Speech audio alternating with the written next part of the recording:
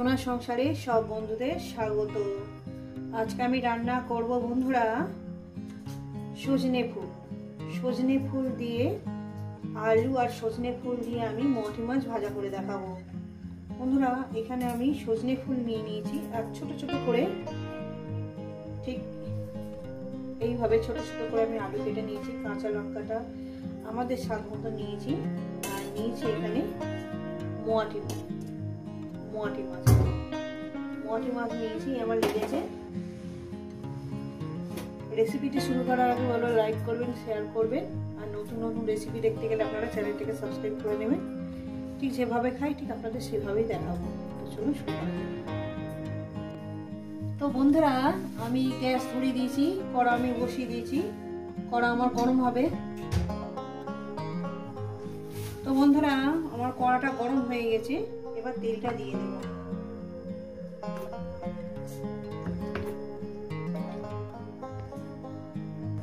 পরিমাণ মতন তেলটা দিয়ে দিচ্ছি, তেলটা আমার গরম হবে। তো বন্ধুরা আমার তেলটা গরম হয়ে গেছে, এবারে মাছগুলো নিয়ে অল্প অল্প করে দিয়ে দেবো, অল্প করে একেবারে দিয়ে দেবো। অল্প মাছ আছে, মাছগুলো দিয়ে দিলাম।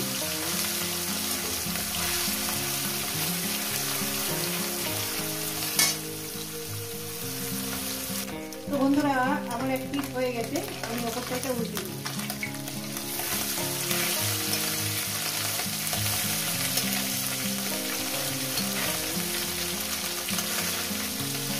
এইভাবে আপনারা যদি মোটি মাছ দিয়ে চিংড়ি দিয়ে যদি ভেজে মানে সজনে ফুল যদি খেতে পারেন খুব ভালো লাগে। মানে আমরা যেভাবে খাই আর কি ঠিক আপনাদের সেইভাবে দেখাচ্ছি। মোটামুটি চিংড়ি আমি রান্না করতে পারি না, চিংড়ির জন্য ভগবান দাস চিংড়ি খায় না,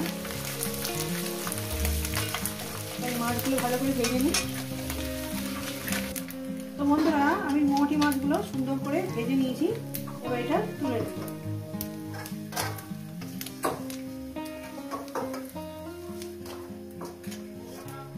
মোটি মাছগুলো আমি তুলে নিলাম।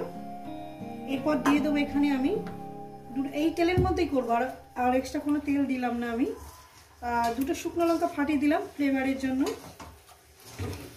ঝালটা কিন্তু আপনারা আপনাদের মতনই দেবেন, আমরা বেশি একটু লঙ্কা খাই বলে আপনারা আমাদের মতন দিতে যাবেন না। একটু কয়েক সেকেন্ড একটু তেলের মধ্যে একটু নাড়াচাড়া করে নেব।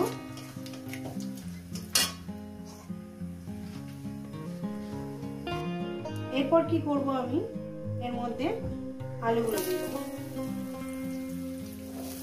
প্রথমে আমি আলুগুলো দেব,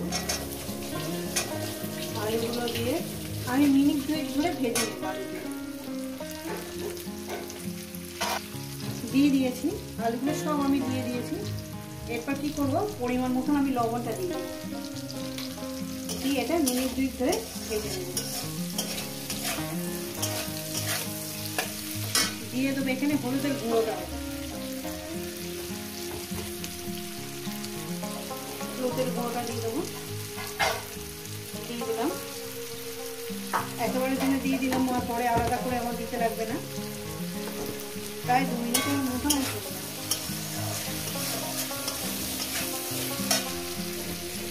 আচ্ছা তো বন্ধুরা এরপর দিয়ে দেবো আমি এই যে কাঁচা লঙ্কাটা আর সজনে ফুলটা দিয়ে দিলাম,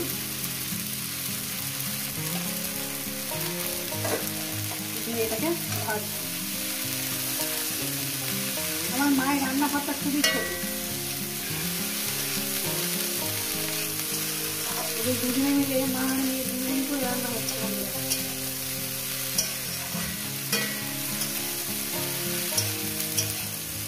এইভাবে রান্না করবেন, ভীষণই ভালো লাগে।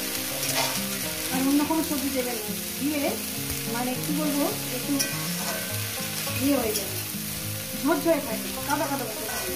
যেমন ধরুন বেগুন দিলেন, সিম দিলেন, যারা সিম খেতে ভালো একটু দিয়ে দেবো, ভালো লাগে। আমি একটু আলু আর ফুল দিয়ে ভালো করে আপনাদের দেখাচ্ছি। তো বন্ধুরা আমি এখানে একটু চাপা দিয়ে দিলাম, ফিরছি 3 মিনিট পর। তো বন্ধুরা আমি ঢাকনাটা তুলে দেখবো।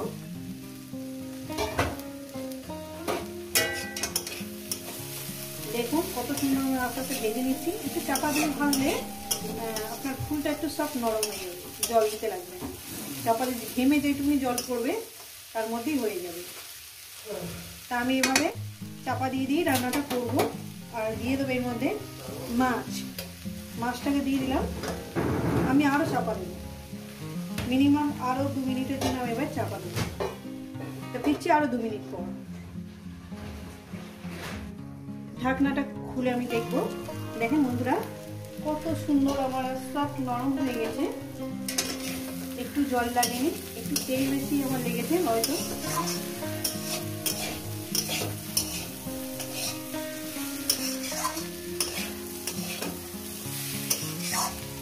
এইভাবে রান্নাটা করবেন।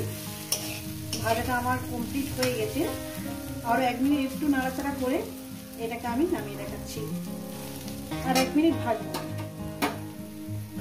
এই বন্ধুরা একটু লবণ কম হয়েছে আমার, সামান্য একটু লবণ দিয়ে দিলাম, সামান্য পরিমাণে একটু লবণ দিলাম।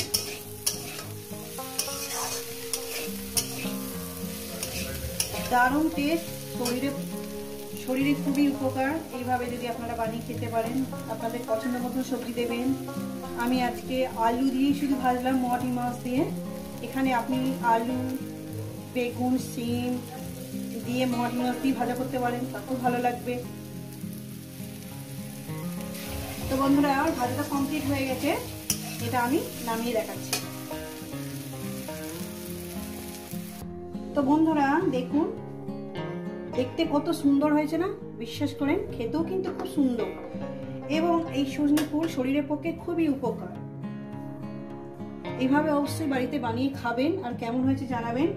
রেসিপিটা ভালো লাগলে লাইক করবেন, শেয়ার করবেন। আর নতুন নতুন রেসিপি দেখতে গেলে আপনারা চ্যানেলটিকে সাবস্ক্রাইব করে নেবেন। তো বন্ধুরা আবার নতুন কোনো রেসিপির সঙ্গে দেখা হচ্ছে। সবাই সুস্থ থাকবেন, ভালো থাকবেন, আবার নতুন ভিডিও দেখবেন।